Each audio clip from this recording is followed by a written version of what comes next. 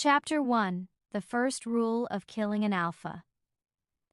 The first thing I learned about killing an alpha is that you never aim for the heart.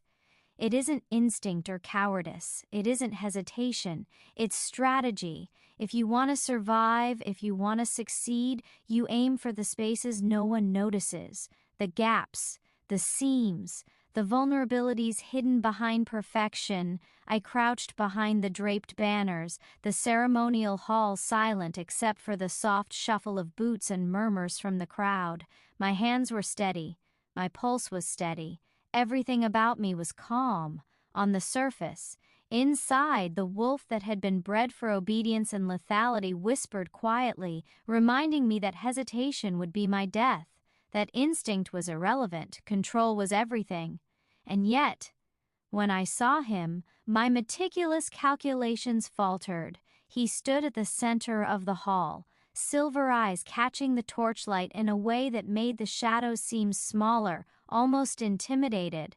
The pack members around him bowed instinctively, as if gravity itself favored him. His presence didn't roar or threaten. It didn't need to. He simply existed, and the room adjusted. The alpha was always the storm that didn't announce itself. Quiet, contained, inevitable. I inhaled through my nose, careful to control my scent, to make sure I remained invisible to the senses that could detect me before the blade did. Years of training screamed at me to suppress curiosity, to not linger. Yet my eyes betrayed me. I could not stop watching the subtle tension in his shoulders, the slight twitch in the corner of his jaw, the way his gaze swept over his pack without a flicker of uncertainty. He was perfection, controlled, calculated, and yet I recognized him. Not the alpha everyone saw, not the legend they whispered about. I recognized the boy who had vanished 15 years ago, the one my mission had forced me to forget, but whose face haunted my dreams anyway. The blade in my hand was not just steel, it was consequence. It was survival. It was the culmination of everything they had trained me to be. They said I would feel nothing. They said I would execute the mission with clinical precision. They were wrong. The first time I felt emotion, it wasn't fear, it wasn't panic, it was something dangerous. It was curiosity. It was the soft stirrings of something I hadn't known I was capable of feeling. The alpha didn't move, he didn't flinch, he didn't even look at me. And that, paradoxically, was the most terrifying thing of all, because he knew, not the people around him, not the pack who whispered superstitions about loyalty and fate. He knew me, and yet he didn't stop me. He let me approach, let me position myself, let me believe I was invisible. The first lesson of killing an alpha is simple: control the environment. The second is brutal: the alpha may already be controlling you. I stepped forward, each movement calculated, silent, practiced. I watched his pulse at the neck, at the wrist. I studied his stance. They had drilled into me that a single misstep could betray the weapon inside me. One twitch, one hesitation, one misplaced exhale, and everything would collapse. And yet I was already collapsing. Not from fear, not from doubt, but from the impossible thought that pierced my mind like a blade sharper than the one I held. Was I really here to kill him or to understand him? The torchlight flickered. Shadows danced across the banners in my path. The crowd's murmurs softened to a hum, distant and irrelevant, like the echo of another life. My wolf hissed in warning, urging me forward, warning me that curiosity was the luxury of the weak. But I had long learned to walk on the knife's edge of instincts. I stopped behind him. The tip of the blade hovered a fraction of a hair's width from the line where flesh met bone. I could feel the rhythm of his heartbeat, not through intuition, not through supernatural sensing, but because I had trained myself to read the subtle vibrations in the air. The alpha exuded power, yes, but it was not brute force. It was control, patience, the kind of dominance that didn't shout, didn't demand, didn't need to. And then he spoke, soft, quiet, a whisper meant only for me, though the words cut through the hall like a sharpened dagger. If you're going to do it, don't hesitate. The world shifted, not around me but inside me. Everything I had been trained to feel, control, suppress, faltered. The wolf inside me bristled. My fingers itched. My breath hitched. And yet the mission didn't falter. I moved, step by step, precise, silent, calculated. The alpha's eyes didn't leave mine, silver fire, unblinking, knowing. Calm, I had expected anger, shock, panic, resistance.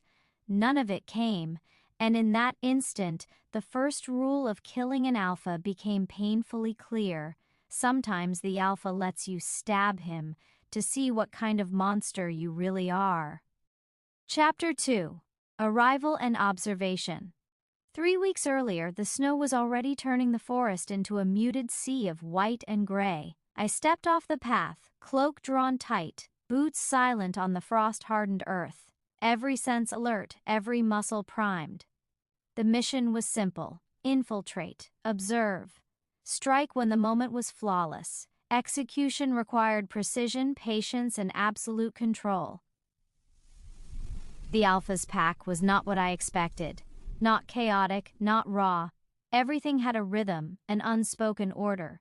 Members moved with purpose, yet without ostentation. Eyes flicked, teeth flashed, but discipline prevailed. This was a living organism, and the Alpha was its heart, silent, steady, impossibly aware. My arrival caused a stir, subtle yet noticeable. Eyes followed me, not with suspicion yet, but curiosity. I allowed them to notice, to underestimate. That was the first tactic. Be seen but unseen. Be noticed but unreadable. My wolf, bred for silence, stirred quietly, muscles taut beneath my skin, ready to react to any threat. The first alpha I had faced in my life had been a test. He was young, brash, unrefined, easy. This one, he radiated control, and that was dangerous. I lodged myself in a corner of the lodge that served as temporary residence for newcomers. I observed quietly. The Alpha appeared only briefly that first day, issuing commands without raising his voice, moving through his pack with a presence that needed no words to assert dominance. Subtle gestures, the tilt of a head, the sharpness in a glance, it all spoke volumes. I began cataloging everything. Who moved when the Alpha entered? Who flinched? Who ignored him and suffered the consequences? Who whispered? Who plotted? Details mattered. Micro-behaviors held the keys to understanding the dynamics, to predicting reactions, to exploiting weaknesses. By the end of the day, I had constructed a mental map of the pack. Not just the Alpha's behavior, but the flow of power, the hidden tensions. I noted potential threats, allies, variables. Each observation was a piece of the puzzle, each gesture a note in the song of strategy. That night I moved through the shadows of the lodge, silently tracking the Alpha's patrols, listening for patterns, noting schedules, watching for weaknesses. Every breath measured, every movement deliberate. I had learned long ago that hesitation was fatal. The deeper I observed, the more I realized that the Alpha was not just a target. He was a challenge unlike any I had faced. And the real danger was not his power, but my fascination. Over the next days, I interacted with the pack strategically. Small gestures, controlled smiles, occasional helpful movements. I tested boundaries without appearing to. I listened to the whispers of the low-ranking wolves, learning the inner conflicts, the quiet rivalries, the unspoken debts. Each secret I uncovered was a tool for the mission, or a weapon for later leverage. One evening, I watched him from across the training grounds. The Alpha was teaching the younger wolves, demonstrating not by force but by example. Every movement precise, every command quiet, yet absolute. The pack mirrored him without realizing. Their loyalty was organic, earned by competence, not fear. And something in me stirred, a curiosity I could not name. I was trained to kill. I was trained to suppress emotion. Yet I found myself analyzing him beyond the mission, why he moved, why he commanded, why his presence alone controlled the room. By the end of the first week, my notes had become intricate charts, patterns, behavioral predictions. I had identified potential weaknesses in the pack hierarchy, and yet, in the quiet of my quarters, I traced a new pattern, the alpha himself. The more I observed, the more I understood that his strength wasn't in raw power but in foresight, subtlety, and control. It made me realize one thing: my blade might be sharp, my skills precise, but the greatest obstacle would not be his physical body, it would be his mind. And in that realization, I felt the first tiny fissure in my mission. Curiosity was dangerous, the alpha was dangerous, and I was beginning to understand that killing him would not be simple. It would require more than skill. It would require every part of me calculated, patient, and willing to confront truths I had never faced before. The line between weapon and observer blurred. For the first time in my carefully constructed life, I wondered, was my mission truly clear, or had I already begun to falter? Chapter 3. The first test. The morning was gray, mist crawling along the forest floor like a living thing. I had already completed my routine checks, cataloged every door, every window, every sentry post within the lodge. But today was different. Today, the alpha would begin his tests, not overtly, not with weapons, but with observation, with questions, with subtle pressures designed to expose the unprepared. I stepped into the training grounds, mask of neutrality in place. He was there already, standing apart from the pack, silent, eyes scanning with the precision of a predator that had seen everything before it happened. He did not smile. He did not greet me. He merely nodded, the smallest acknowledgement, and turned his gaze toward the rest of the pack. And yet, I felt the weight of his attention before I saw it. Each wolf moved with the practiced grace of someone who had spent a lifetime perfecting instinct into ritual, and each movement was scrutinized by him, absorbed and corrected. He was not loud, he did not bark orders, his authority was invisible and absolute. When our eyes met, it was a quiet storm. No words were spoken, none were necessary. He tested me with a glance, a subtle twitch of the brow, a slight shift in stance. I responded with careful composure, hiding the small shiver of curiosity that I could not suppress. The wolf inside me snarled at hesitation, but I was trained to wait, to observe, to control. He approached without walking, it seemed, and positioned himself so that our shoulders nearly brushed. I smelled him before I saw the expression in his eyes, the calm, deliberate awareness that told me he knew far more than he should. He did not speak, but he allowed me a brief moment of scrutiny, as if daring me to make a misstep, to reveal the cracks in my discipline. A task was issued to the pack, a simple one on the surface but loaded with layers. Each wolf had to demonstrate skill, obedience, and initiative. I completed mine precisely, deliberately including a subtle misdirection designed to test him, to see if he noticed, to gauge the boundaries of his awareness. He did, the smallest raise of the eyebrow, a tilt of the head, nothing more, and I knew he had seen through the ruse. And yet he said nothing. The first test was not my physical prowess, it was my mind, my restraint, my ability to mask instincts and maintain control. And in that quiet I realized something dangerous. I was not the only one calculating. He was anticipating, predicting, shaping me without overt action. By the time the exercise ended, my mind raced through possibilities. Every glance, every motion, every choice I had made had been observed. And I had failed the test in ways that I could not admit to myself. The alpha had seen me. Not just my body, not just my blade, but the pattern of my mind, the subtle betrayals of curiosity, the flickers of hesitation that I had thought hidden. I left the training ground with my composure intact, but inside a storm had begun.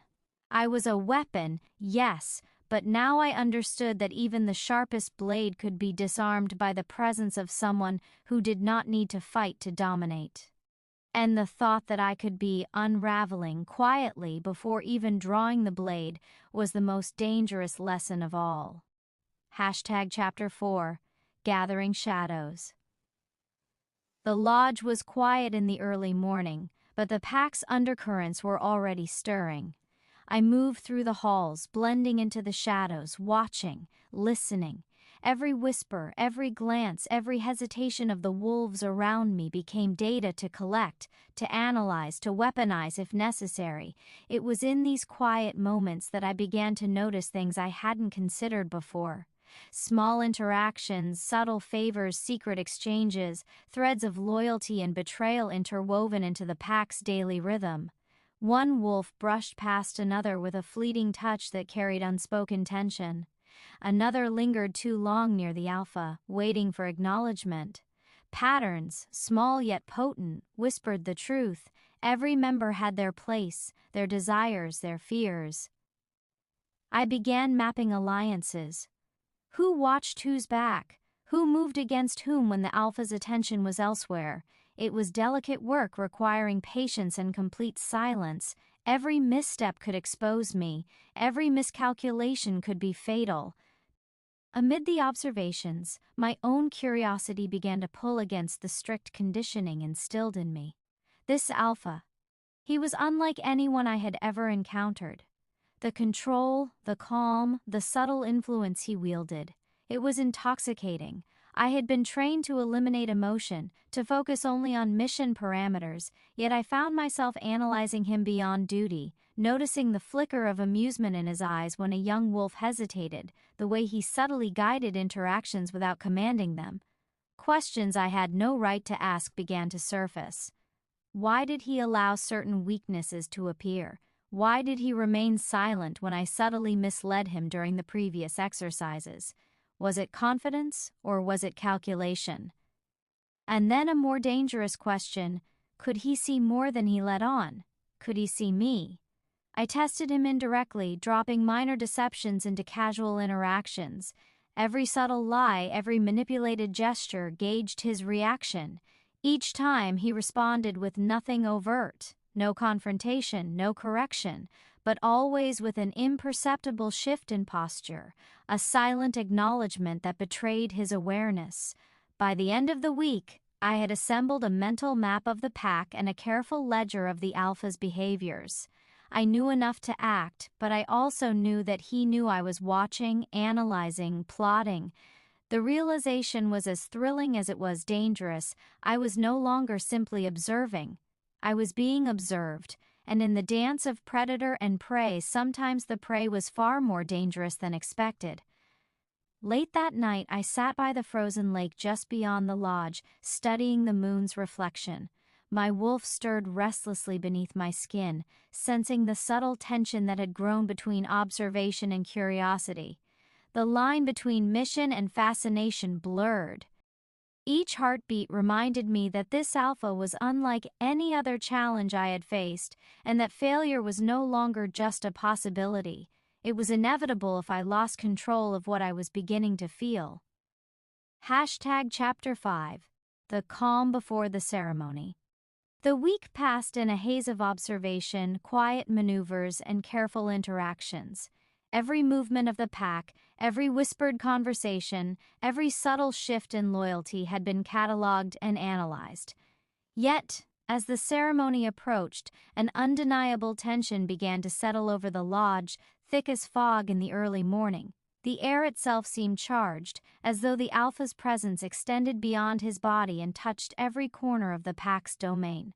I moved through the halls with deliberate precision, my cloak drawn, hands idle but ready.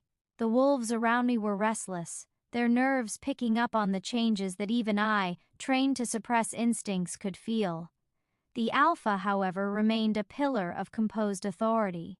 He observed, always aware, never hasty, letting the subtle tremors of excitement and fear ripple through his pack without the need for intervention. Every glance he cast, every slight tilt of his head, calibrated the environment, shaping the reactions of those who might falter under the pressure. I knew the moment was approaching, the culmination of training, deception, and preparation. Every instruction I had been given, every instinct honed, pointed to this day. And yet, there was a part of me, quiet and unwelcome, that found itself studying him in ways I had never permitted before. Not for the mission, not for survival, but because of him, the Alpha, whose control was absolute, whose calm and dominance made the rest of the world seem chaotic by contrast.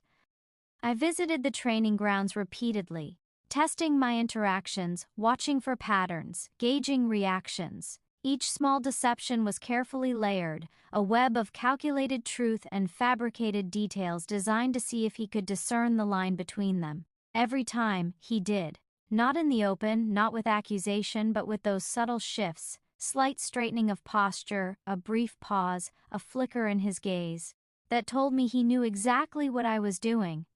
And yet he allowed it. He let me think I had some control, some edge, while quietly dismantling my confidence with nothing more than his presence. By midweek, I began exploring the pack's less visible areas, corridors rarely used, storage rooms, private alcoves where secrets whispered in the shadows. I cataloged exits, potential vantage points, timing of patrols. Every detail was noted, every pathway mapped. The Alpha's oversight was impeccable, yet I learned that even perfection had its patterns. His silence was a language, his absences a punctuation, and every subtle decision became a clue. It was during one such quiet exploration that I encountered him alone. The Alpha, who should have been observing me, appeared unexpectedly, stepping out from the shadows as if materialized by the air itself. Our eyes met, and the world seemed to contract into a taut thread of tension. No words passed. I had expected confrontation, perhaps anger, perhaps exposure, but he simply observed, an almost imperceptible smile playing at the corner of his mouth, as if silently congratulating me for the efforts I thought invisible. The realization struck me. The Alpha's game was not about action. It was about patience, control, and the subtle dismantling of confidence. He had already seen me, not just my physical movements, but the undercurrent of thought beneath them. My training, my discipline, my carefully curated detachment were all visible to him. And yet he had done nothing, letting me move through the lodge, the pack, and the preparations, believing I was in control. As the night approached, the lodge filled with an almost tangible tension. Wolves whispered in corners, prepared for the ceremony that would define loyalty, strength, and power. And I, trained to execute without distraction, felt the dangerous stirrings of fascination again. The Alpha was not merely a target. He was a force of will, precise, controlled, untouchable in ways that even my blades could not reach. I stood outside, watching the moonlight catch on the snow, thinking of the coming hours. The first rule of killing an Alpha had never been so vivid. Control was not just mine to wield. Control was also what he held. Quiet, invisible, inevitable. And for the first time, I realized that the true challenge was not stabbing him. The true challenge was surviving the storm of his mind. Chapter 6. The Blade Falls. The ceremony hall was alive with anticipation, though most of the pack was unaware of the tension that churned beneath the surface. I had positioned myself with care, every step calculated, every breath measured. The torchlight flickered across the banners, casting long shadows that seemed to dance with the rhythm of my pulse. The Alpha stood at the center, calm, eyes glinting with an awareness that both unsettled and fascinated me. When the moment arrived, I moved with the precision of a trained predator. The wolf inside me surged, a quiet roar beneath the skin, ready to guide my hand, steady my arm. The blade in my grip was not merely steel, it was consequence, execution, finality. I stepped forward, calculating distance, timing, and angle. His eyes met mine, and in that fleeting second, I felt the weight of centuries of power, of control, of instinct honed into perfection. Yet he did not flinch, did not speak. It was as if he invited the strike, and in that invitation lay both danger and fascination. The blade descended, the moment stretched, taut as a wire, as if the universe had paused to watch. Pain, hesitation, and awareness collided in a single instant. The Alpha stumbled, ever so slightly, but did not cry out, did not retreat. The crowd gasped, a ripple of fear and awe moving through them, yet he remained calm, controlled, seemingly indifferent to the threat. I stepped back, heart hammering, wolf growling quietly beneath my skin. Adrenaline surged, but I maintained the composure that had been drilled into me for years. The Alpha's eyes remained locked on mine, unreadable, and in that silence, a dangerous intimacy formed, a recognition that transcended the act itself. He had survived. I believed I had almost killed him, and that belief was what he allowed. The chaos of reaction began around me, pack members shouting, stepping forward, protective instincts flaring. Yet through it all the Alpha remained still, a calm storm at the center of a brewing tempest. And I understood the most perilous truth. He had allowed this, controlled it, anticipated every movement, and used it to test not just my skill but my mind, my instincts, my capacity to face the consequences of action and emotion. In that single act, the dynamics had shifted.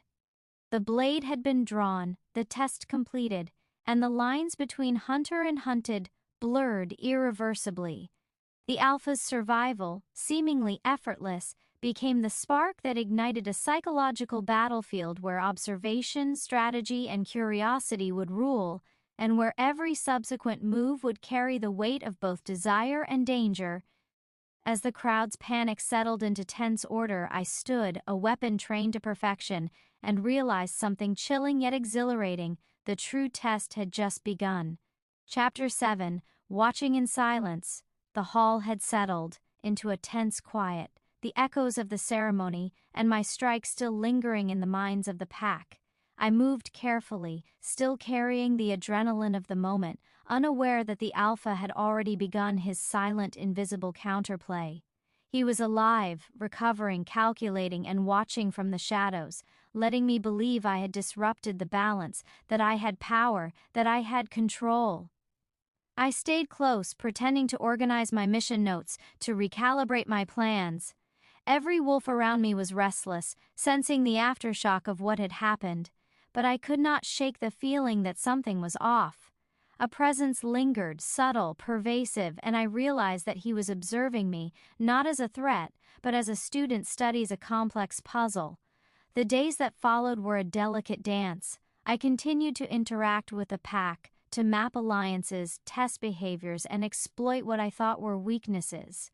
Yet with each step, each small maneuver, I found the Alpha anticipating, guiding, subtly shaping my actions without a word.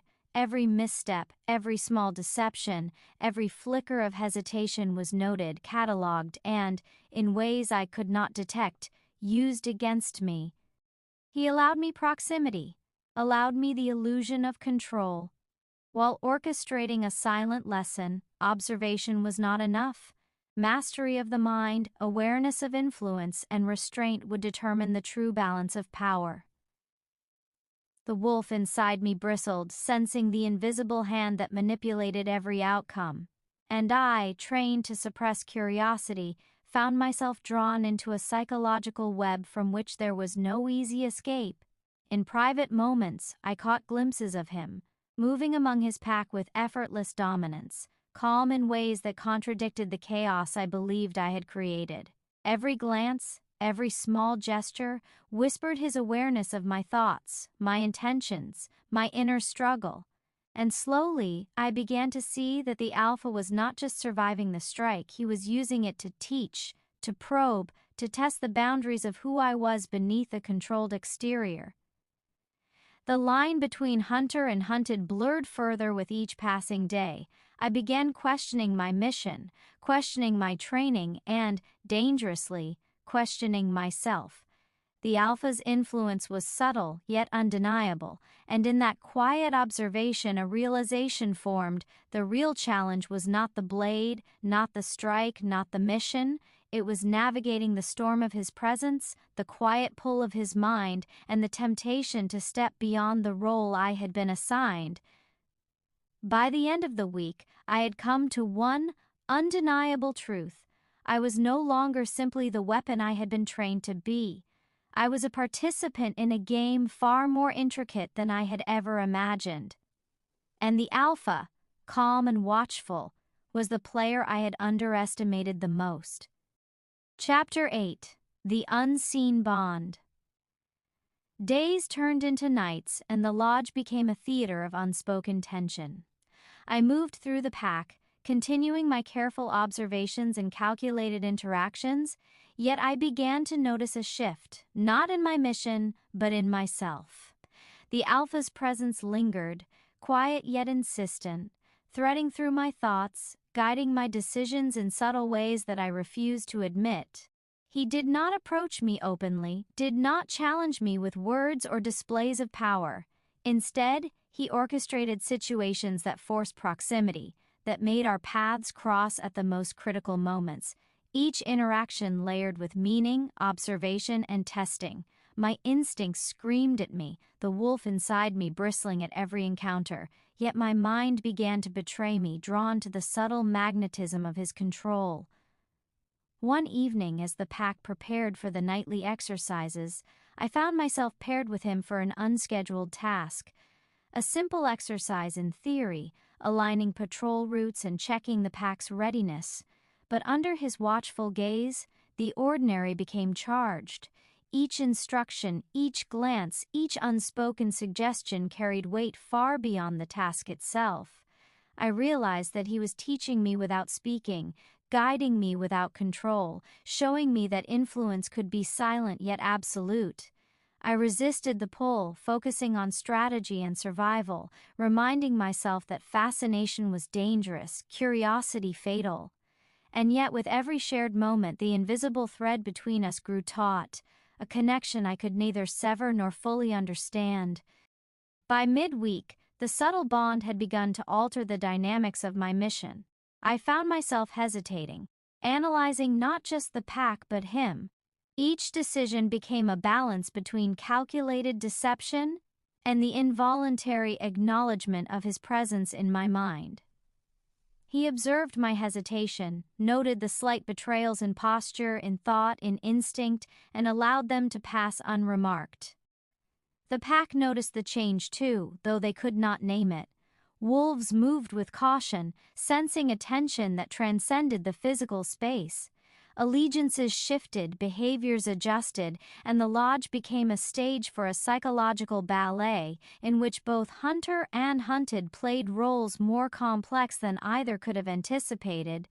By the end of the week, I understood the unnerving truth. The alpha had survived my blade not merely to teach endurance, but to forge a bond, silent, unseen yet undeniable. A connection that complicated mission parameters, blurred intentions, and demanded recognition. My wolf growled in quiet frustration, my mind raced with calculated strategies, yet deep inside an unfamiliar awareness had taken root. For the first time, I questioned the lines between duty, survival, fascination, and something far more dangerous, attachment. The mission, once clear, had become a maze of emotional stakes, subtle manipulations, and silent tests that could no longer be untangled from the force that was the alpha himself. Chapter 9: Fractured Loyalties. The tension within the lodge had become nearly palpable. Every wolf, every shadow, every whispered conversation seemed to carry an unspoken warning. My own heartbeat became a metronome of vigilance, each pulse reminding me of the delicate balance between duty and distraction. The alpha's presence, always near yet unobtrusive, had become a constant force, shaping the actions of the pack and unknowingly steering my thoughts. I had intended to remain detached, focused solely on the mission. Yet the subtle bond formed in silence and observation had begun to fracture the lines I had so carefully drawn around myself. Every glance he cast, every calculated pause seemed to erode my composure, challenging the discipline that had been instilled in me from the start. During a mid-morning assembly, a minor dispute erupted between two lower-ranking wolves. What should have been a simple demonstration of authority became a carefully orchestrated test by the alpha. He positioned me as a witness, subtly nudging me to intervene, to reveal my instincts, my judgments, my tendencies. Every choice I made was noted, every hesitation catalogued. I realized then that the mission was no longer merely about observing and striking. It had transformed into a psychological battlefield where every action, every word, every subtle thought could betray me. The alpha was not simply testing the pack, he was testing me, probing the boundaries of my loyalty, my cunning, my restraint. The bond, once invisible, now tugged at my instincts with alarming force. My wolf growled in silent frustration, sensing both danger and opportunity. The mission demanded detachment, yet every instinct screamed at me to acknowledge him, to measure the weight of his presence, to respond to the invisible thread that connected us. That night, alone in the shadows of the lodge, I reviewed the patterns, the alliances, the subtle manipulations, and the fractures forming within the pack. And I faced the unnerving realization. The alpha had survived my blade not merely to endure, but to teach, to lure, and to create a web in which I was entangled more tightly with each passing day. The mission, once clear and unquestioned, had become a labyrinth of conflicting priorities, fractured loyalties, and silent emotions. And in that realization, I understood that the greatest threat to success was not the alpha himself, but the pull of fascination, curiosity, and an emergent dangerous attachment that refused to be ignored. Chapter 10: The Unraveling and the Choice. The final day arrived like a predator moving silently through the forest, unseen, inevitable, and charged with tension. The lodge had become a pressure cooker of anticipation, whispers, and restrained movements. Every wolf sensed that something was coming, though none could predict the scale or consequences. Every glance, every shift in posture, every breath held was part of an invisible rhythm orchestrated by the alpha. I stood at the edge of the training grounds, cloak heavy with winter frost, eyes scanning the pack, noting their reactions, calculating every possibility. My mission, so long clear, now felt like a shadowed maze, each corridor filled with uncertainty, each decision tinged with the dangerous weight of attachment. The alpha emerged, as he always did, with a calm that belied the storm beneath. His eyes met mine, and for a heartbeat the world seemed to pause. In that instant, every instinct, every memory, every suppressed curiosity collided with the raw reality of his presence. He had survived the strike, had weathered the tests, and had silently guided me toward a truth I could not yet fully name. The line between duty and desire, between predator and participant, was irreparably blurred. The pack watched as he moved through them, issuing commands with effortless authority. Every wolf responded, yet all eyes constantly flicked toward him, drawn to the quiet magnetism of a leader whose control extended far beyond the physical realm. And yet, I knew he also watched me, reading my thoughts, my hesitations, the subtle betrayals of curiosity and fascination that even I had tried to conceal. I had prepared my plan, every detail meticulously arranged, every pathway mapped, every potential outcome considered. But as I approached the central point, ready for the final move, I felt the weight of choice settle over me. The mission, the training, the blade, it all pressed against me, but so did the unspoken bond, the invisible thread that connected me to the alpha in ways I could neither ignore nor fully understand. Words remained unspoken. Actions, calculated, deliberate, now carried consequences beyond mere survival. Each glance, each step, each heartbeat was a decision. The alpha did not move to stop me, yet in his stillness, in his unwavering presence, he forced me to confront the truth this was no longer about execution. This was about recognition, surrender, and understanding that the strongest connections were those forged in tension and trust alike. The pack exhaled as if sensing the shift. The storm of anticipation softened into awe, and I realized the true lesson had never been about survival or execution. It had been about awareness, control, and the undeniable power of bond, silent yet unbreakable. As the night descended, cloaking the lodge and forest in silver shadow, I left the grounds changed. Not just a soldier of mission, but a participant in a story that had challenged everything I thought I knew. And in that quiet, I understood something profound. Endings were never final, and every choice, every bond, every moment of tension was but a prelude to what lay ahead. The Alpha watched from the shadows, knowing that this was not the conclusion, but the beginning. And I, despite the training, the instincts, the mission, was compelled to return, to witness, to learn, and to confront what had become more than duty, a connection that would call me back again and again. The snow fell silently, the wind whispered through the trees, and the lodge held its breath, awaiting the next chapter of a story that had only just begun.